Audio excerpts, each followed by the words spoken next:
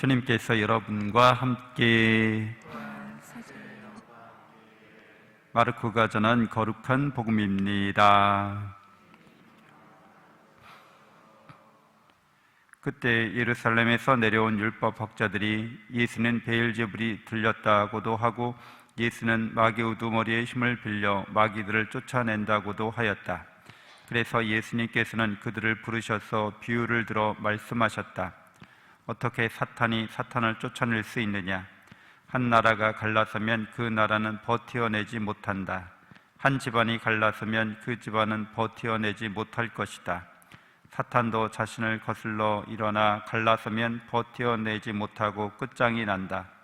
먼저 힘센 자를 묶어놓지 않고서는 아무도 그 힘센 자의 집에 들어가 재물을 털 수 없다.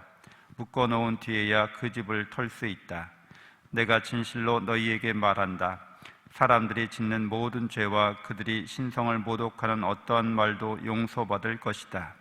그러나 성령을 모독하는 자는 영원히 용서를 받지 못하고 영원한 죄에 매이게 된다.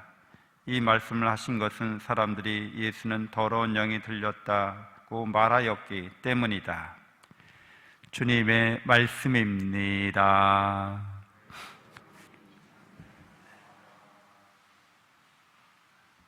참 예수님, 하나님의 복동이 사랑합니다.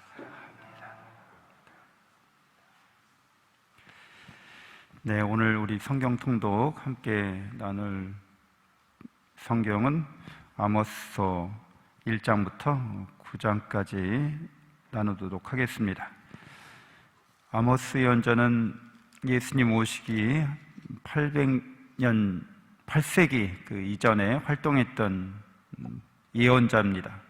아모스는 최초로 자신의 이름을 딴 책을, 기록물을 남긴 예언자이기도 합니다.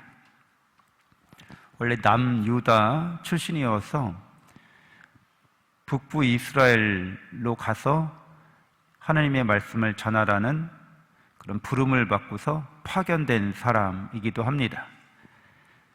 남유다와 북이스라엘이 분단된 상태에서 어느 날 갑자기 아모스라는 예언자가 활동을 시작하는 거죠. 그런데 그 활동하면서 전하는 내용이 이스라엘이 멸망하리라는 그런 내용이었습니다. 정의를 외치는 예언자로서 정의에 따른 그 징벌을 모든 주변 민족들에게도 전합니다. 특별히 아모스 예언자는 정치 권력자들과 종교 지도자들을 거슬러서 하나님의 말씀을 전했는데, 특별히 그 당시에 북부 이스라엘은 종교 혼합주의가 극심했다고 말씀드렸습니다. 우리가 열왕기를 같이 읽어보면서 이방민들을 믿던 그 우상숭배자들의 영향을 받은 북부 이스라엘이 계속해서 사회가 불안정한 것을, 끊임없이 왕조가 바뀌는 것을 우리는 잘 알 수 있었습니다. 예수님께서 아모스 예언자는 이러한 종교 혼합적인 상태에서 사회적 불의를 자행하면서 하는 하나님께 대한 신앙 행위를 거칠애 뿐인 예배라고 질타하고 있습니다.